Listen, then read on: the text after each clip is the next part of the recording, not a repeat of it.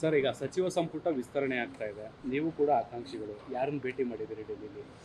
ಇನ್ನೂ ಯಾರಿಗೆ ಭೇಟಿ ಆಗಿಲ್ಲ. ಈಗ ರಾತ್ರಿ ಮುಖ್ಯಮಂತ್ರಿಗಳು ಮಾಜಿ ಮುಖ್ಯಮಂತ್ರಿಗಳು ಬಂದಿದ್ದಾರೆ. 10-10:30 ನಾವು ಭೇಟಿ ಆಗ್ತೀವಿ. ಇಬ್ಬರು ನಾಯಕರಿಗೆ ಭೇಟಿ ಆಗ್ತೀವಿ. ಭೇಟಿಯಾಗಿ ಅಷ್ಟೇ. ಈಗ ನಿಮ್ಗೆ ಹಿಂದೆ ಅಶ್ಯೂರೆನ್ಸ್ ಮಾಡಿತ್ತು ಅಂತ ಹೇಳ್ತಿದ್ದಾರೆ, ನೀವು ಪಾರ್ಟಿ ಚೇಂಜ್ ಮಾಡೋ ಸಂದರ್ಭದಲ್ಲಿ ನಿಮ್ಮನ್ನು ಮಾಡ್ತಾರೆ ಅಂತ. ಲಾಸ್ಟ್ ಟೈಮೇ ಆಗಬೇಕಾಗಿತ್ತು ಅನ್ನೋಂಥದ್ದು ಕೂಡ ಒಂದು ಚರ್ಚೆ ಇತ್ತು, ಆಗಿರಲಿಲ್ಲ. ಈ ಬಾರಿ ನಿರೀಕ್ಷೆ ಜಾಸ್ತಿ ಇದೆ.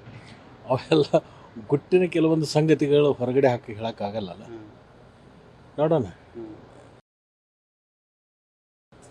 ಸಹಜವಾಗಿ ನಮ್ಮ ಜಿಲ್ಲೆ ದೊಡ್ಡದಿರೋದ್ರಿಂದ 18 ಕ್ಷೇತ್ರ ಇರೋದರಿಂದ ಒಂದೊಂದು ಕಾಲಕ್ಕೆ 4-5 ನಮ್ಮ ಜಿಲ್ಲೆಯಲ್ಲಿ ಮಂತ್ರಿಗಳಾಗಿರ್ತಕ್ಕಂಥದ್ದು ಇದೆ.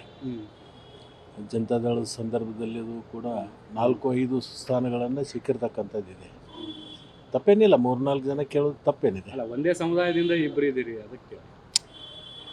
ಆವಾಗ ಒಂದು ಸಮುದಾಯದವರನ್ನೇ 4-5 ಜನ ಆಗಿದ್ದಾರೆ. ಕೌಸಲ್ಗಿ ಅವರಾಗಿದ್ದರು, ಲೀಲಾದೇವಿ ಪ್ರಸಾದ್ ಆಗಿದ್ದರು, ಉಮೇಶ್ ಕತ್ತೆ ಆಗಿದ್ದರು, AB ಪಾಟೀಲ್ರಾಗಿದ್ದರು. ಎಷ್ಟು ಜನ ಆಗಿದ್ರು? 4-5 ಜನ ಆಗಿದ್ರಲ್ಲ.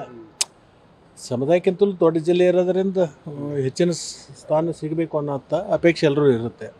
ನೋಡೋಣ ನಾಯಕರು ಏನು ಮಾಡ್ತಾರೆ. ನ್ಯೂಸ್ ಫಸ್ಟ್, ನಿರ್ಭೀತಿಯಿಂದ ನಿಮ್ಮ ಪರವಾಗಿ.